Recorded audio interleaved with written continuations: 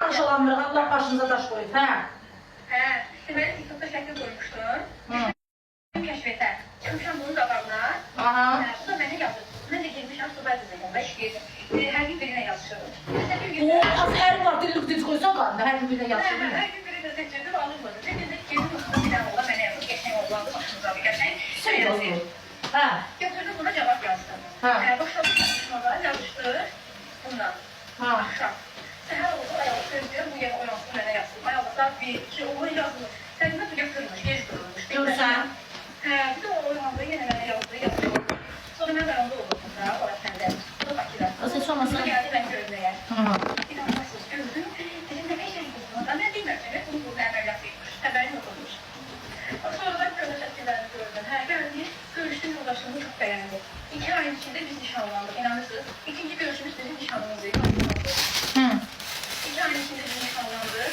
Ondan sonra toy oldu. 6 ay sonra da toy oldu, dekabrda. Toyumuz oldu. İnanırsınız, üst-üstə böyüklərdə, hal-hazırda birəmsi böyüklərdə 2 canlı olanlar var. Allah'ın olsun çok ağır keçirir, dünya sınırdım. Sen de orada çok can kaçırdın, zəhər edin. Oturup sənə bakırdım. Yoldaşım deyirdi ki, sen uşağı lamana oxşadın, bütün gün lamana bakırsan. Oxşadı mı? Yəni bilmirəm, hər iki ayda sənə kimi oxşayır, Allah saxlasın. Xanım, əvvəlli başda TikTokda tanış oldu, eləmi?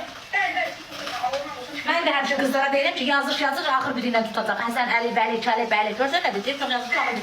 Bəli, çoxunla yazmışım, ağzına axır biri. Axır biri, noktabasın. Gəldim, başlayaq. Benim konuşum mənə çıxdı da, rəssamada tanış olmaq, bunu biləkə. Oyuncu almış, tanış olmamış, oyuncu almış. Ama çıxdı tanış olmuş. Ay xanım, hansı TikTok eliydi? Çok beğenmedik, nasıl sıralı adamlar yazdı. Hatta beni bir yere çekip attırdım. Bir de birine yazdırdım. Bir de o bir yola çıktım nasıl oldu.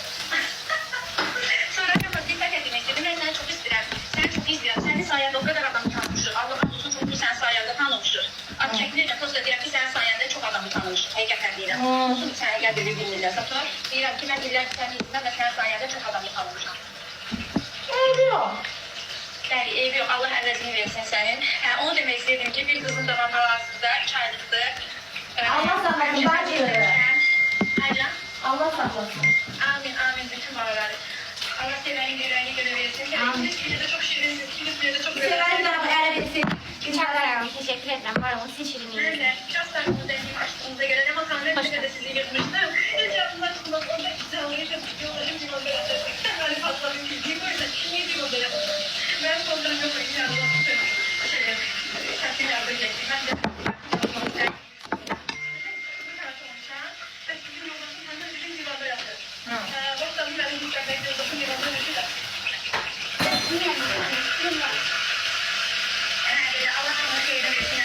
Çok sağ ol, bacı kızım.